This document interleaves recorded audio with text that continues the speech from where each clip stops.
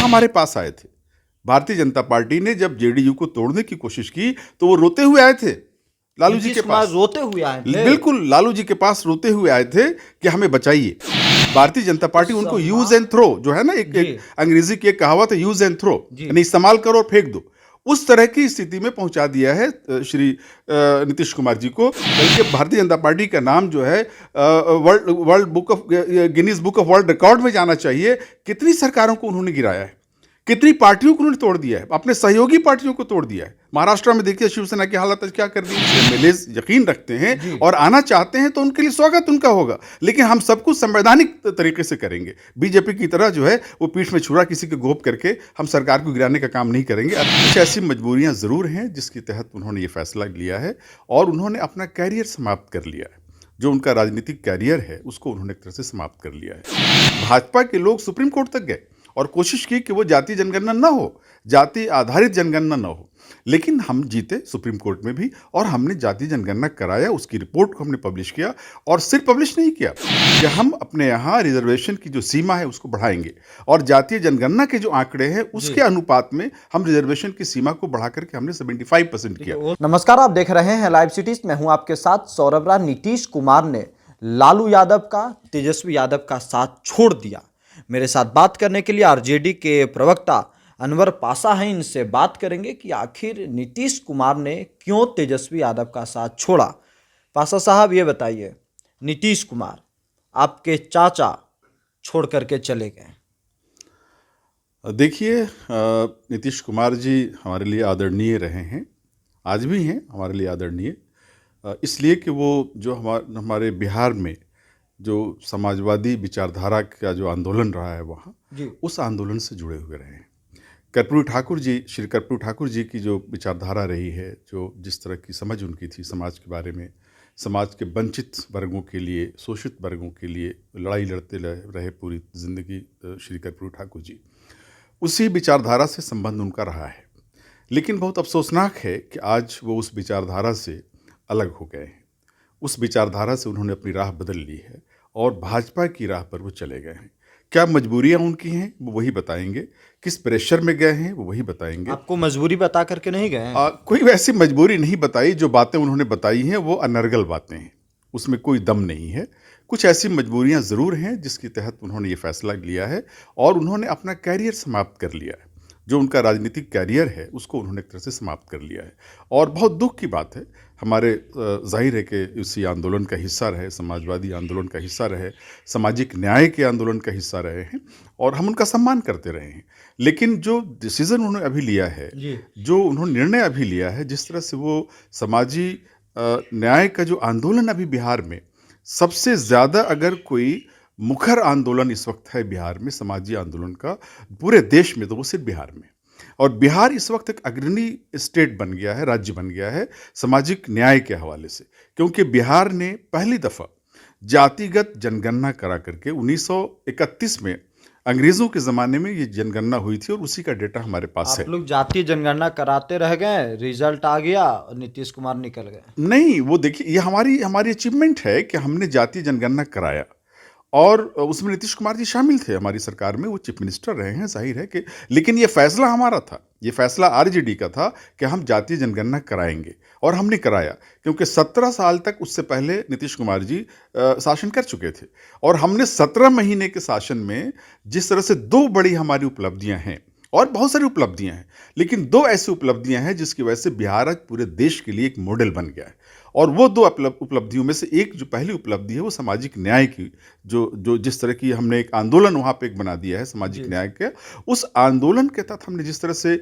जातीय जनगणना कराया, और सिर्फ जातीय जनगणना नहीं कराया, जातीय जनगणना, जबकि उसको रोकने की पूरी कोशिश की भाजपा ने। भाजपा के लोग सुप्रीम कोर्ट तक गए और कोशिश की कि वो जातीय जनगणना ना हो, जाति आधारित जनगणना ना हो, लेकिन हम जीते सुप्रीम कोर्ट में भी और हमने जातीय जनगणना कराया। उसकी रिपोर्ट को हमने पब्लिश किया और सिर्फ पब्लिश नहीं किया, उस रिपोर्ट के आधार पर हमने फौरन ही कैबिनेट में एक फैसला लिया कि हम अपने यहाँ रिजर्वेशन की जो सीमा है उसको बढ़ाएंगे और जातीय जनगणना के जो आंकड़े हैं उसके अनुपात में हम रिजर्वेशन की सीमा को बढ़ा करके हमने 75% किया। वो सब तो ठीक है सर, लेकिन जो आपके आदरणीय हैं और आप कह रहे हैं कि आगे भी रहेंगे, 2 बार आप लोगों को डिप्टी सीएम बनाए, तेजस्वी यादव को साथ लेकर के चले, क्या डिप्टी सीएम तक ही रहिएगा या फिर सीएम भी बनेंगे तेजस्वी यादव? ऐसा है कि जी। डिप्टी सीएम जो है वो नीतीश जी ने नहीं बनाया।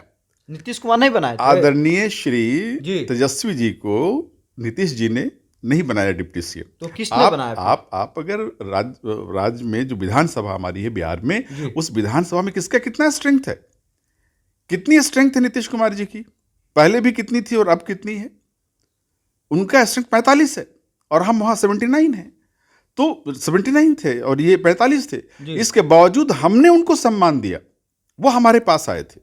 भारतीय जनता पार्टी ने जब जेडीयू को तोड़ने की कोशिश की तो वो रोते हुए आए थे लालू जी नीतीश के कुमार पास। रोते हुए आए थे? बिल्कुल, लालू जी के पास रोते हुए आए थे कि हमें बचाइए, और उन्होंने उस समय नीतीश जी की मदद की और उनको सीएम बनाया, आदर किया, सम्मान दिया और सीएम बनाया और मदद के बदले में क्या मिला? और ये तो उनका चरित्र है। इसका जवाब आप पूछिए नीतीश कुमार जी से, उसका जवाब उनसे पूछिए कि हमारे इस आदर और सम्मान का उन्होंने क्या जवाब दिया। जनता सब देख रही है और जनता तय करेगी कि आने वाले दिनों में नीतीश कुमार जी का स्थान क्या होगा बिहार की राजनीति में।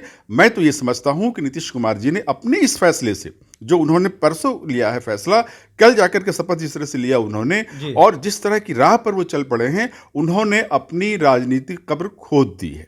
2 बार तेजस्वी यादव डिप्टी सीएम बने, तीसरी बार क्या बनेंगे? डिप्टी सीएम ही या फिर इस बार सीएम के आज कुर्सी पे तेजस्वी यादव जी, आज श्री तेजस्वी यादव जी का जो प्रताप है, उनकी जो पॉपुलैरिटी है, उस पॉपुलैरिटी को देख करके तो भाजपा परेशान है कि वो तो समझती थी कि श्री लालू प्रसाद यादव जी तक ही सारा मामला आरजेडी का रुक जाएगा, लेकिन नहीं रुका। क्योंकि जो सामाजिक न्याय का जो आंदोलन है, जो रथ है, जो शुरू किया था श्री कर्पूरी ठाकुर जी ने और इसको आगे बढ़ाया श्री लालू प्रसाद यादव जी ने, उसको और आगे ले जाने का काम बहुत ही सफलता के साथ श्री तेजस्वी यादव जी कर रहे थे। और उसी से घबरा करके बीजेपी ने ये कदम उठाया और नीतीश जी बीजेपी के शिकंजे में फंस गए, उसमें ट्रैप हो गए। ये उनकी गलती है। आगे चलकर फंसने वाले हैं, आपको लगता है सर? बिल्कुल आगे। अब उनकी क्या स्थिति बन गई है? यहां अगर थे तो उनको इतना सम्मान मिला हुआ था, वहां क्या सम्मान मिलेगा? भारतीय जनता पार्टी उनको यूज एंड थ्रो, जो है ना, एक अंग्रेजी की एक कहावत है, यूज एंड थ्रो, यानी इस्तेमाल करो और फेंक दो, उस तरह की स्थिति में पहुंचा दिया है श्री नीतीश कुमार जी को। और नीतीश कुमार जी अब आने वाले दिनों में उनको रियलाइज होगा कि उन्होंने जो फैसला आज लिया है वो फैसला निहायत गलत फैसला था और उनको पछतावा होगा उस पर। और उन्होंने जनता के साथ भी धोखा किया है।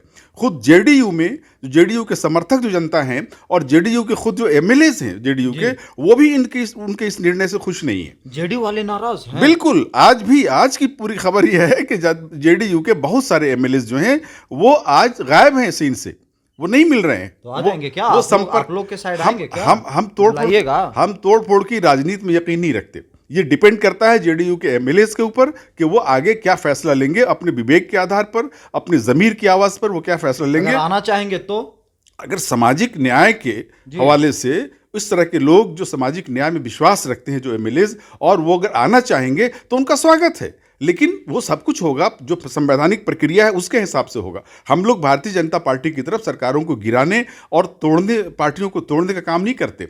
ये तो भारतीय जनता पार्टी को इस पे अवार्ड मिलना चाहिए, बल्कि भारतीय जनता पार्टी का नाम जो है world book of Guinness book of world record में जाना चाहिए।